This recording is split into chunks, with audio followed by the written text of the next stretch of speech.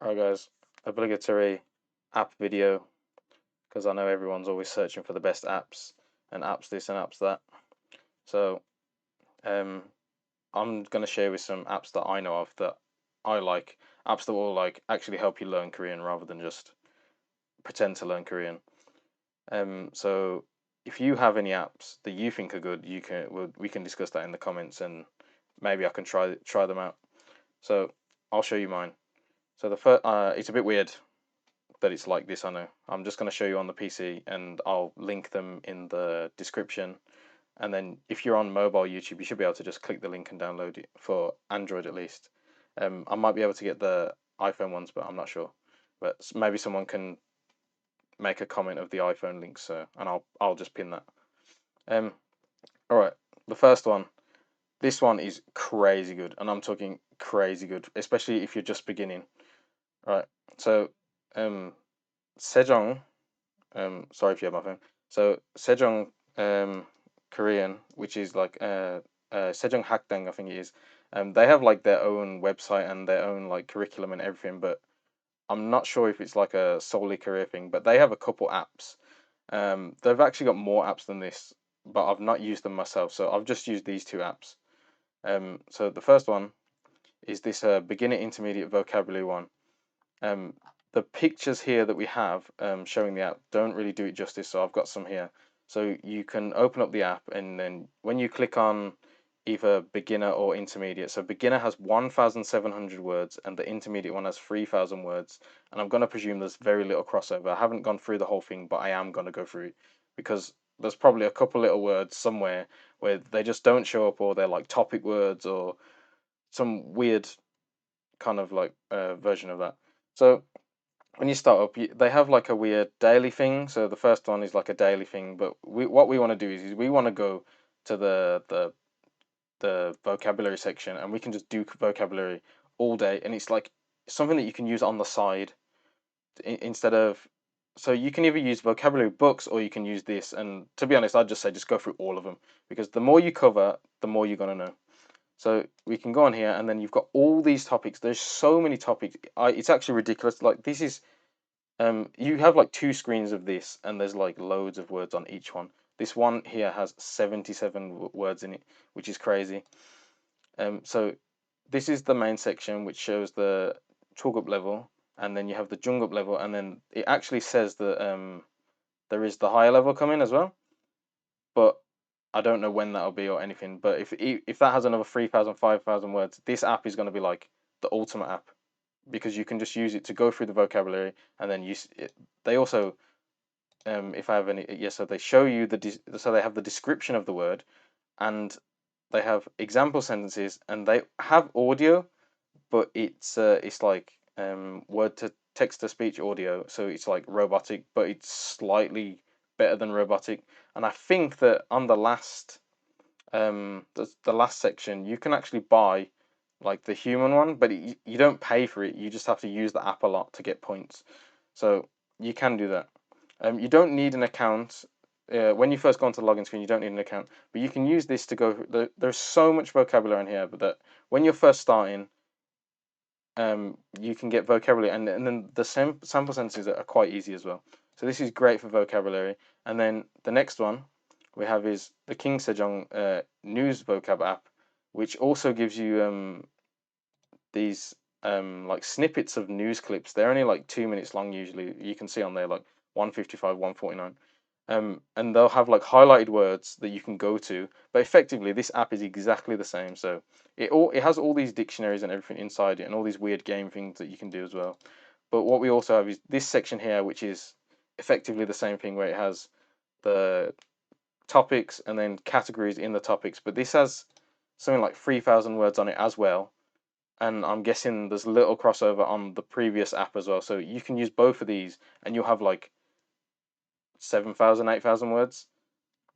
And there's extra words inside as well, and then also you have the descriptions and the example sentences, and sometimes they will use extra words, so it's pretty interesting. So these two apps are great for building vocab, especially like when you're starting out. I'm not sure about the other apps because they have like grammar apps and stuff like that, so maybe they might be worth checking out as well. But it's really like these are like two top tier apps, especially when you're first starting out. I've gone through this one, and I thought it was amazing. It's just effectively, it's just extra vocabulary, just vocabulary books, except in just app form. So they're great to go through. All right, next one. What you're going to need is a dictionary. Everyone needs a dictionary. There's no reason not to have a dictionary, other than the fact that you can just use it on the internet anyway. You can use the internet app to just go to the dictionary website, but I think if you do Navers, they'll just force the dictionary on you. But the only problem I found with this app specifically is I'm not sure how to get it to monolingual. So it has to be Korean to English for some reason. I don't know why. Maybe there's a setting somewhere, because I look down here and it does say that there's like hundreds of different languages and all this and all that. But I think they are not for Korean to the other. They are just Korean to the other language to Korean. So it's for Koreans learning that language. But I'm not sure how to permanently get the setting. But this is a great app. Searching words. Everyone needs to search words, get meanings. It also has the Papago app inside. You just click it and it will just load up the Papago app. You can see there at the top of the app here, next to where it says Korean English Dictionary. And I'm pretty sure you can click this setting thing and change it, but I'm not sure, so I'll try that out myself actually. All right, next up, podcasts app, Popbang. This app's great, especially because you can search basically, and you can see all the popular ones on the front page and everything. There's some live radio stations and stuff like that. You can get really specific podcasts. So most of the podcasts I listen to, what I did was I just searched in Gwangju, and then I just there's like specific radio stations that upload podcasts, so you can listen to them. So this is good for getting very specific locations where you probably wouldn't be able to find if you just typed on YouTube. You wouldn't get this much content for just like a specific dialect, not a dialect, but like just like a regional um, people from a regional place. So you can search in Busan and get podcasts that have the name Busan in it, or the title has the name Busan in it, and it's a high chance that the people will be from there anyway. So this is really good. It also has audiobooks in it, but you have to pay for them. I think Naver have their own audiobook service as well, which I've seen when I searched a different book the other day. So this one's good for the podcast itself, because I don't know if the Apple Podcasts and the Google Podcasts, I don't know if their apps have as many um, Korean podcasts on it. So this one is specifically for Korean podcasts, which is really good. Although I know that there is some English things on there, but I think it's like Koreans trying to teach English or Koreans trying to do this and that. So podcast app, amazing. All right, next one. Ridibooks, reading app for your books. So this one is good if you're using Ridi. It's not just good. You need it to read Ridibooks things that so the books that you purchase on Ridibooks, you need this to read them. But for me, Ridibooks is one of the best ones. If you want to check out my video on Ridibooks, it's got ways to get discounts and extra points and everything, so you can save money. This for me, Ridibooks is the cheapest one if you're living outside of Korea, because you can pay with your card and everything. And then I think even if you use the other websites like Yes24 and Aladdin, they all have their own specific app. But for me, this is the best one. They have so many events where you can get money off, and the selection on there is basically most books that exist. Although sometimes they take some off, put some on, probably to do with licenses. But yeah, this is great for reading. Um, can't really can only recommend it really. So the next one, which I found recently, is a ClovaNote, which basically is what's it called? It's a transcription. So it's a robotic transcription service.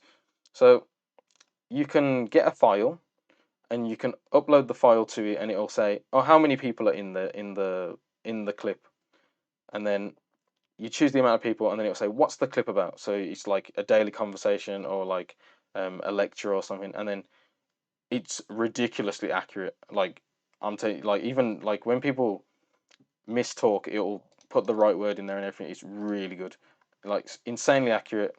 But the only problem I have with it is that the files that I want to put on there, the Pupbang app has it doesn't allow you to access the files anymore, so I can't do it. But if you get a file, and I'm sure you can turn a video into an audio file, or there's ways to download audio files from YouTube. So if you have a YouTube video that has no transcription or subtitles, you can put the audio into this app, and then you will get a transcription. So this is great for getting transcriptions for everything. And then the last one that I can recommend is Tandem, which there's a surprising amount of Koreans on it. So it's for language exchange. There's all sorts of people on there. There's a lot of um, what's it called? Ways to refine the search. So you can, I think if you pay as well, you can choose a specific region. So if you are learning Korean, you can choose like where they live. You can choose like whether they live in Seoul or whether they live in Busan. You can choose that to who you want to be matched to. And then obviously if you speak more languages, there's more chance that someone is going to contact you. You can send audio messages and just meet random people this way. Obviously, every single chatting app is going to be a bit strange sometimes, and people are going to be weird on it, or they're just looking for a date or something. So that's to be expected. But this is probably the best one that I've used. But as you can see on the right, similar apps, there's tons of them. But for me, I know that this is semi-popular in Korea, so I know there's quite a lot of people on it, and I've used it. The only problem is when you have to kind of apply for it, and then they will message you in a few days. Mine only took like 12 hours or so, and then they messaged me saying, "Oh, you can use the app now." But it's not. So you have to be like confirmed to use it, which for some people might be a problem. But if you want to use it, you better just do it now, and then later on you can just use it when you want, because you can't lose your ability to use it, kind of thing. So you just sign up, and then they kind of like, I don't know, maybe they're confirming that you're human, I suppose. So that's all the apps that I wanted to show you. Obviously, there's billions and billions of apps, but these are the ones that you can use to make your life more Korean. So obviously, we have the vocab ones are for beginners and learners, and then everything else, maybe not the dictionary. That's for even natives are going to use a dictionary at some point. But all the rest, you've got your audio, you've got your reading, and then obviously this one is for just anyone. But I don't know why Koreans would want to use it that much, other than if they need to do subtitles or something. So you've got all your apps, and you've got your chatting apps, and also you might want KakaoTalk if you Koreans specifically, because they will want to use that app over anything else. And what you'll find sometimes is people will want to go from Tandem, and they'll be like, "Oh, have you got KakaoTalk?" So you'll probably need that as well. I haven't really mentioned it here, but I will put it in the description. KakaoTalk. In fact, I could probably search it up and show you quickly. But it's just basically a messaging app like WhatsApp or MSN Messenger. The yellow one, I'm not sure what any of the other ones are. And there you go, that's the final app. So if you have any apps, let me know. If you like this video, let me know. Comments are always open, and I'm willing to have a chat. So just send a comment anytime. Thanks for listening.